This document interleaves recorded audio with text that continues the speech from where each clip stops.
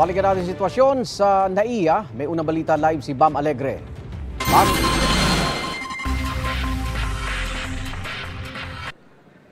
Igan, good morning. Martes Santo, naging prioridad ng Manila International Airport Authority na paiklin yung mga immigration lines lalo na tuwing rush hour ngayong umaga. Kung makikita ninyo sa ating likuran, ito yung mismong immigration area dito sa departure area ng NAIA Terminal 3 at makikita nyo na hindi ganun kahaba yung pila at maraming immigration counters. Ang naging solusyon dito ay ang rotation ng mga immigration officials pati yung pagpapalawig ng mga immigration counters to keep up with the passenger demand.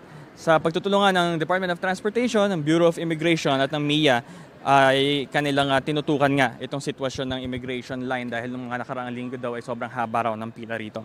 Ngayon ay kahit oras ng rush hour ay hindi ito nagiging problema. Malaking improvement daw ito kumpara nung mga nakaraang araw.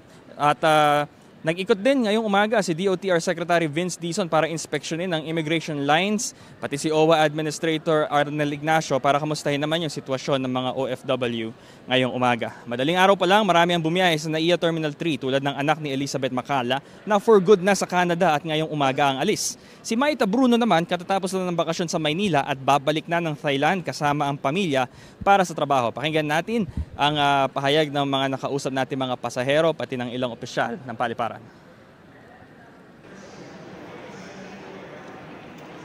Maaga kami para hindi masyado kami matraffic.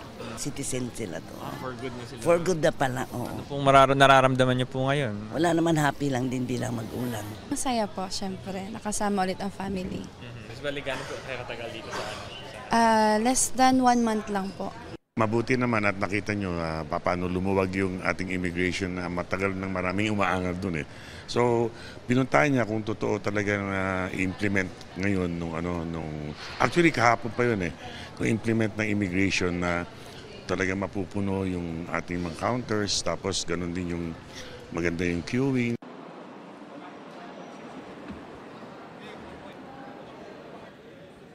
Nananatiling mahigpit ang seguridad dito sa paliparan at kahit mas maikli yung immigration line, agahan pa rin ang pagpunta rito ahead din sa inyong mga flight schedule para hindi maabala. Ito ang unang balita mula rito sa NAIA Terminal 3, Bam Alegre, para sa GMA Integrated News. Igan, mauna ka sa mga balita, mag-subscribe na sa GMA Integrated News sa YouTube para sa iba't ibang ulat sa ating bansa.